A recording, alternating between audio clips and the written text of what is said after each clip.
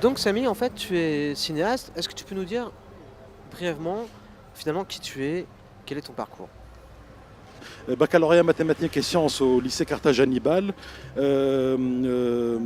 diplômé d'ISG de Tunis en comptabilité et gestion, diplômé de l'école des beaux-arts de Tunis, diplômé sous la forme de certificat de fin d'études de la prestigieuse école de cinéma française, la FEMIS, ex-IDEC, et détenteur d'un master 1 et 2 en sciences culturelles, théâtre et art du spectacle, option cinématographie. J'ai toujours mené de pair mes études et le travail. Ça fait un quart de siècle que je suis dans la production cinématographique à divers postes, de l'écriture jusqu'à la production, en passant par l'assistanat, etc. Je porte un rêve depuis l'âge de 3 ans, où à l'école maternelle de Carthage-Salammbô, on nous a projeté en 8 mm le film de Walt Disney, Bambi. Donc j'ai pour la première fois vu un film qui n'est pas dans cette boîte qui est la télévision à tube cathodique, mais j'ai vu un mur aveugle soudain s'animer d'images et entendu les sons. Et je me souviens très bien, j'avais 3 ans et demi, je me souviens très bien de la première idée qui m'était venue. Si on peut faire ça sur le mur de l'école maternelle, on peut faire un mur énorme, immense, où tous les enfants du monde regardaient en même temps Bambi. Voilà. Et donc j'ai décidé de faire des films à cet âge-là. Donc aujourd'hui, en fait, est projeté à la Cinémathèque de Tunis un court-métrage que tu as fait qui s'appelle Fusca. Fusca. Alors, Fusca, ça veut dire quoi, Fusca? Alors Fusca, c'est une contraction d'une expression en français tunisien, d'accord, qui est fausse copie. Alors fausse copie, nous sommes les seuls, les Tunisiens, à avoir inventé un terme français pour dire anti-sèche. D'accord. Donc fausse copie veut dire anti-sèche. Fusca, c'est la contraction, la tunisification de fausse copie. Et c'est l'anti-sèche, donc ce petit bout de papier qu'on utilise pour tricher à l'examen. Et qui pour moi signifie bien d'autres choses. C'est l'indispensable triche quand le système déraille et qu'il ne tient plus. Il faut bien tricher un peu pour redresser le tout, hein, Alors, c'est un et film ne qui a... pas se faire attraper. Pardon, excuse-moi. C'est un film qui a été tourné en 2008, je crois, non? Ça a été tourné exactement du 2 au 11 septembre 2006 dans mon lycée Carthage-Hannibal. Du 2 au 11 septembre 2006, dans ton lycée Carthage-Hannibal. Oui. Donc le lycée Carthage-Hannibal se trouve dans quel quartier de Tunis? Sur la mythique colline de Carthage, qu'on appelle aussi la colline de Byrsa, la fameuse colline de Elissa. Enfin, tu connais le mythe, hein. Alors, donc c'est ton école. C'est une école qui accueille quel type d'élèves? C'est Alors, des enfants privilégiés, c'est des enfants de quartier populaire, c'est quoi? C'est une école étatique, c'est une école privée, qu'est-ce que c'est? Quelle magnifique question. C'est la première. J'ai eu de très belles questions sur mon film Fusca avec les Italiens. C'est très intéressant. Là, c'est une question très intéressante. Alors, d'abord, le territoire, hein. Le territoire, enfin, la bâtisse en tout cas, c'est un ex-couvent de sœurs chrétiennes qui, après l'indépendance, devient un lycée de jeunes filles, puis devient un lycée mixte. C'est très beau, très très beau. Le film ne montre pas toute la beauté du site, c'est voulu, c'est presque un huis clos, c'est un polar dans un lycée, hein. En gros, on découvre une anti-sèche, une Fusca en cours d'un examen d'éducation religieuse. Il y a 4 suspects potentiels. La machine inquisitrice et punitive se met en marche. Et au final, on élit ce que j'appellerais un coupable idéal, hein, qui est un prolétaire. D'accord. Pour mon lycée, oui, c'est un lycée très particulier parce que c'est un lycée supposé être un lycée d'élite, et c'est un lycée d'élite, mais c'est un lycée très mélangé. Ça, je peux en attester. Alors, c'était très intéressant pour ma formation d'homme et de cinéaste parce qu'il y avait de tout, hein. Il y avait des gens qui n'avaient quasiment rien et des gens qui avaient quasiment tout, et tout ça devait vivre ensemble. Ça créait quand même pas mal de heurts, pas mal d'affrontements. Il y avait parfois un système de caste que j'ai commencé à dénoncer vers l'âge de 14 ans, c'est-à-dire l'âge auquel j'arrête d'être premier de la classe au lycée. avant de redevenir premier de la classe en faisant mon master pour me prouver quelque chose ou prouver au système quelque chose. Donc à 14 ans, c'est l'âge auquel où je commence à voir que quelque chose ne marche pas chez moi. Moi qui étais convaincu que mon pays était le centre du monde, la Tunisie, pour moi, enfin l'adolescent, le prime adolescent que j'étais, je pensais que la Tunisie était le centre du monde. Je pense toujours à une double page d'un livre que Riva Titay connaît certainement, qui est Tunisie en marche en français, El Messir Hachem, un livre rouge, c'est un livre de... Alors, avec le recul, on dirait que c'est un livre de propagande, mais à l'époque, c'était un livre de tefrif, shab, cultivation, le fait de rendre cultiver le peuple, quoi, tu vois. Et donc, il y avait une double page avec une photo satellite et un cercle blanc fin autour de la Tunisie. Et tu voyais tout le pourtour méditerranéen. Je voyais ce livre. J'ai vu ce livre à partir de... Je regardais ce livre à partir de l'âge de... Allez, facilement 4-5 ans, avant la première année primaire. J'ai commencé à 5 ans. Et je pensais vraiment, quelque chose était programmé en moi, la Tunisie est le centre du monde. Je m'étais beaucoup amusé, jeune, à l'école primaire, à faire les diagonales de la mappemonde. Quand on fait 2 diagonales de la mappemonde, la Tunisie est à l'intersection. Je pensais également que Habib Bourguiba, notre fameux combattant suprême, était le plus grand homme du XXe siècle, quoi. Que son combat était juste et unique, avant de subitement, de l'intérieur de la machine, enfin de cette métaphore de la machine politique et sociale qu'est le lycée, de me rendre compte que quelque chose ne marche pas. Alors pour finir, je dirais que ce qui me vient à l'esprit en premier, ce qui ne marche pas, c'est que de toute façon, le pauvre va tomber, mais ça n'est pas de sa faute. Donc lycée Carthage-Hannibal, déjà un nom un peu symbolique d'un territoire, Carthage, la ville de Carthage, Hannibal, le fameux héros carthaginois, et en fait, la date 2006. 2006, donc on est sous le régime de Ben Ali, tu tournes donc en septembre 2006. Est-ce qu'à ce moment-là, on peut facilement tourner dans un lieu, dans un espace public comme dans un lycée, est-ce que c'est difficile? Est-ce que c'est compliqué? Est-ce que c'est facile? Qu'est-ce que ça entraîne de filmer en 2006 en Tunisie? Eh bien, c'est d'autant plus difficile que mon lycée est à 300 mètres à vol... Enfin, même pas, oui, 300 mètres à vol d'oiseau du palais présidentiel. Et que j'ai passé 7 ans de ma vie surplombant Bourguiba. Pas que moi et mes copains. Ça te fait un ego comme, comme le mien et comme celui de mes copains. On gère. Hein. Ça fait quoi comme effet le fait Ça fait que tu regardes Bourguiba en plongée, comme on dit au cinéma. Tu regardes d'en haut, quoi. Pour répondre à ta question, oui, ça a été compliqué. Honnêtement, c'était compliqué. J'ai porté le film entre l'année 2000 et l'année 2006, et il y a eu un très grand malentendu sur, je crois, sur ma personne. Il y a eu même, enfin, je ne vais pas rentrer dans les détails, mais on a dit de moi que la chose exactement suivante, en langue française, ce scénario n'est pas innocent, ce garçon n'est pas innocent. Ça, j'en suis certain parce que j'ai vu l'espèce de rapport en question, je l'ai vu, il est passé devant moi, je n'ai pas de copie, mais je t'assure que je l'ai vu sur le bureau d'une production de Tunis. Alors, pour comprendre, en fait, 2006, tu as déjà fait l'école de cinéma, la FEMIS. En fait. J'ai terminé, j'ai fait la FEMIS. Quelles années tu as fait? Longtemps avant? Un petit peu avant? C'est pas ton premier film, en fait, ce film? Non, c'est pas mon premier film. J'ai fait la FEMIS j'ai fait une scolarité complète entre septembre 96 et mars 2000, l'année de la naissance de mon fils. J'ai passé le concours international. On a été 2000 après présélection. Et parmi les 2000, 2 ont été retenus sur le concours international. Jeongju, Corée du Sud, et moi, Sami El Hadj, Tunisie. J'ai terminé donc en mars 2000, et en mars 2000, j'avais mon court-métrage en poche et mon projet de long-métrage Azrael, que je développe depuis quelques années et qui est maintenant très bien avancé en levée de fonds. Azrael, qui est l'ange de la mort, hein, un mythe commun aux 3 religions, bien que, sauf erreur de ma part, Azrael n'est pas nommé dans le Coran, il n'est pas nommé par les musulmans. C'est une autre affaire. Tu tournes au lycée Carthage-Hannibal, qui est ton lycée, le lycée où tu as vraiment fait tes études.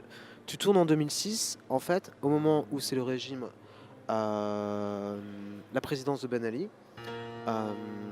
donc qui restera jusqu'en 2011. À partir de là, toi, tu reviens de France, où tu as fait la fameuse école de cinéma à la FEMIS. Tu y es resté de 96 à 2000, et 6 ans plus tard, tu tournes en fait ce court-métrage qu'on va voir aujourd'hui, ou qui est projeté pour la première fois aujourd'hui à la Cinémathèque. C'est ça. Donc ma question en fait est la suivante, c'est la question que j'ai posée tout à l'heure. Euh, Qu'est-ce que ça fait de tourner en fait en 2006 en Tunisie? Est-ce que c'est Écoute, facile ou pas? écoute, je vais te formuler les choses pour la première fois de la manière suivante. Quand je suis arrivé à la FEMIS, quelques semaines, je t'ai dit septembre 96, quelques semaines après, j'ai été contacté à la FEMIS même par un très grand journal parisien, enfin français, qui m'a demandé ce qu'on appelle un corbeau, c'est-à-dire écrire un article sur le deuxième président de la République tunisienne, Zine El Abidine Ben Ali, et contresigner, c'est-à-dire ne pas mettre mon nom, Sami El H. J'ai répondu de la manière suivante, devant témoins, deux de mes camarades. J'ai dit, si j'ai quelque chose à dire sur Ben Ali, je la dirai en Tunisie. Fouska sert à dire cette chose que j'ai refusé à dire, à écrire dans ce journal-là. C'est un acte, j'hésite entre patriotique et nationaliste. Les deux, oui, oui, que Mais j'assume. la Oui. question, excuse-moi, elle est très concrète en fait. C'est il faut des autorisations de tournage. Est-ce qu'on peut tourner en extérieur? Est-ce que c'est facile de tourner en lycée? Est-ce que ça a été quelque chose de relativement que tu as pu obtenir?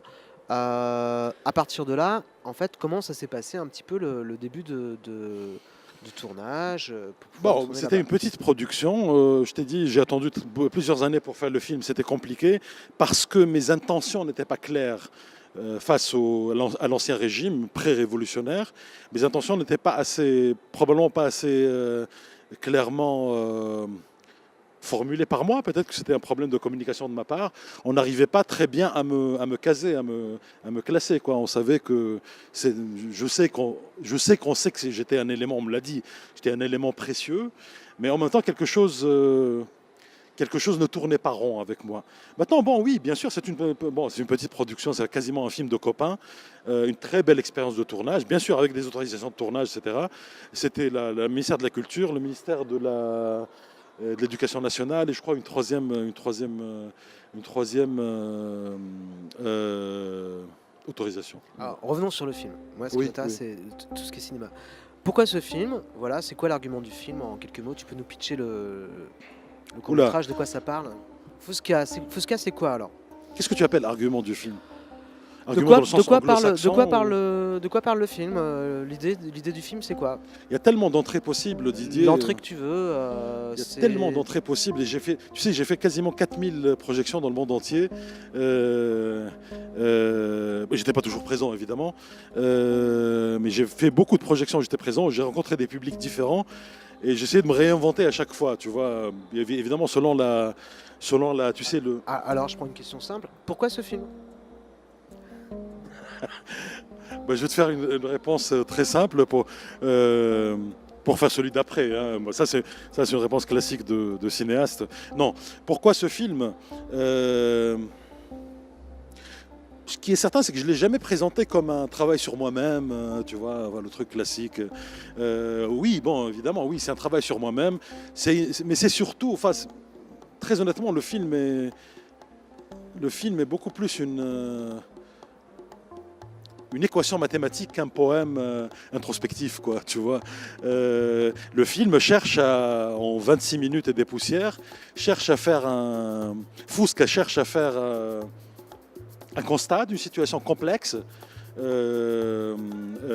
un régime ne se rend même plus compte qu'il s'effondre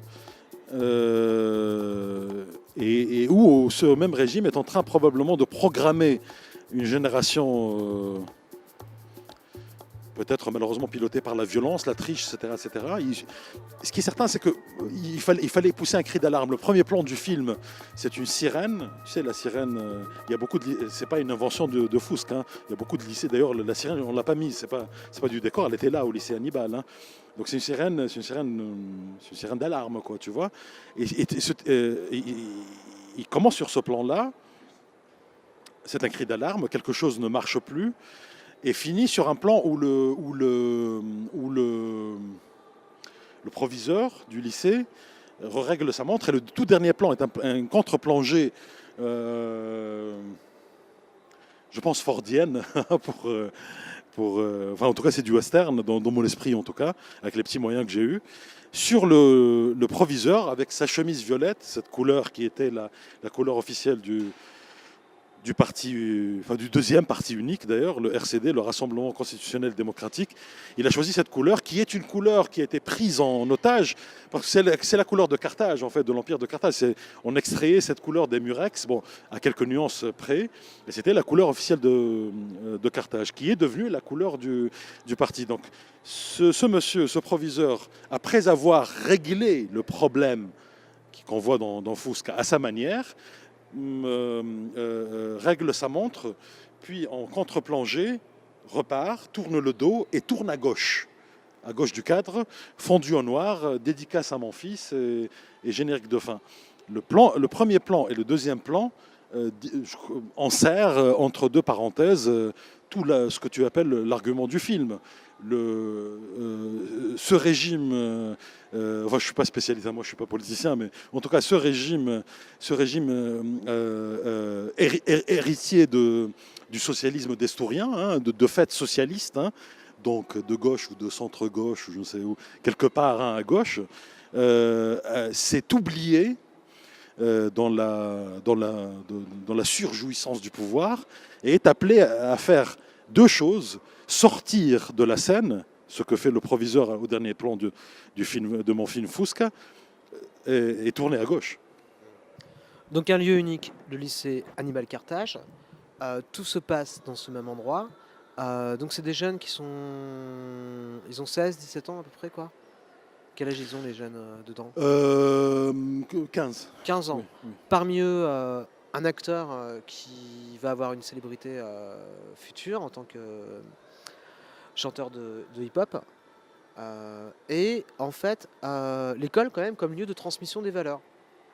Donc comme lieu aussi qui représente, qui incarne en quelque sorte la société telle qu'elle existe à l'époque. Comment s'est passée la direction d'acteur on dirait que quand on voit le film, on sent quand même que tu aimes bien les comédiens. Oui. Tu leur parles. Oui.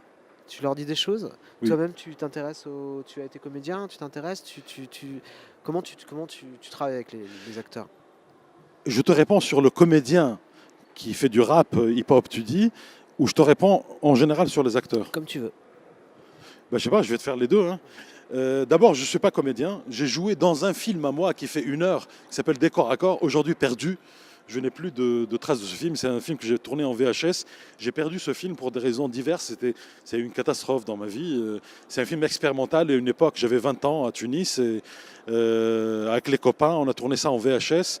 Il n'y a pas un mot dans ce film. Et à l'époque, j'étais amoureux je suis tombé amoureux de Pina Bausch.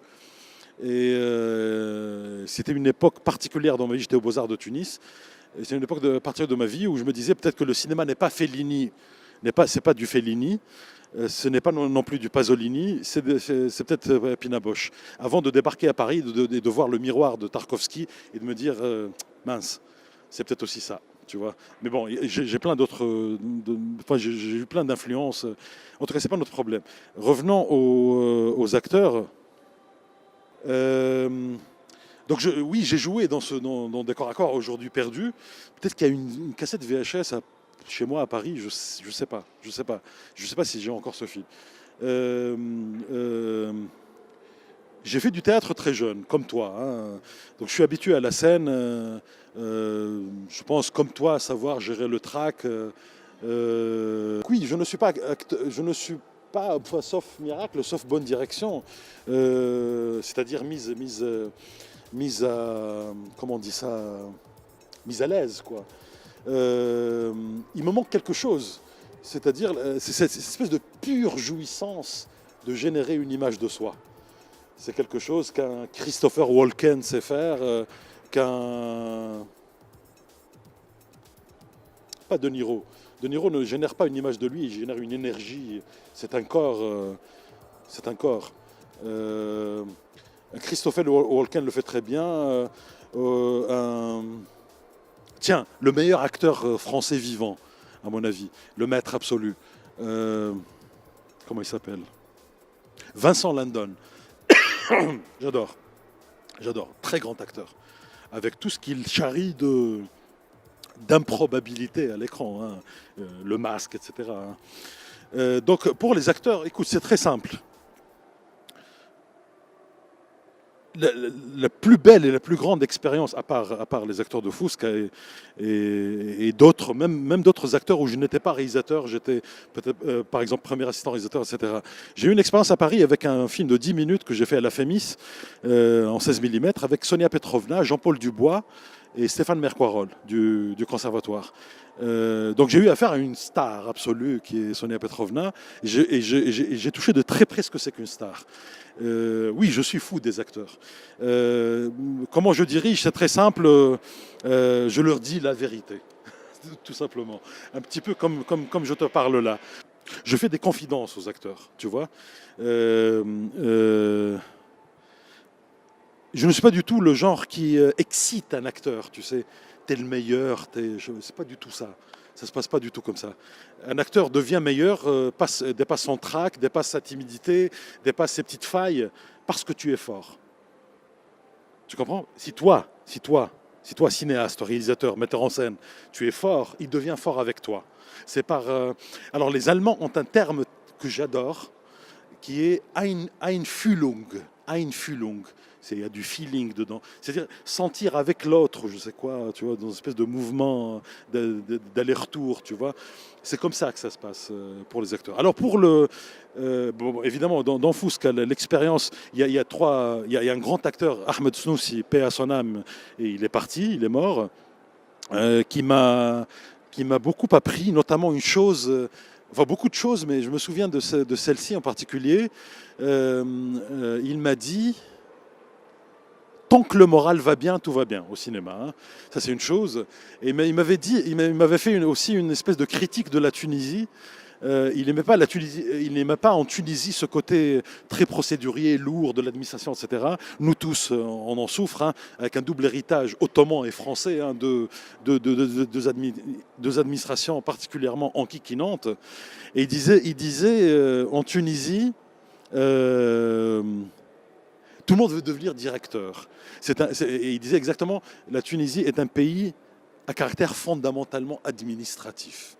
Le but de l'existence, c'est de devenir, enfin, c'est d'avoir un bureau, quoi, tu vois.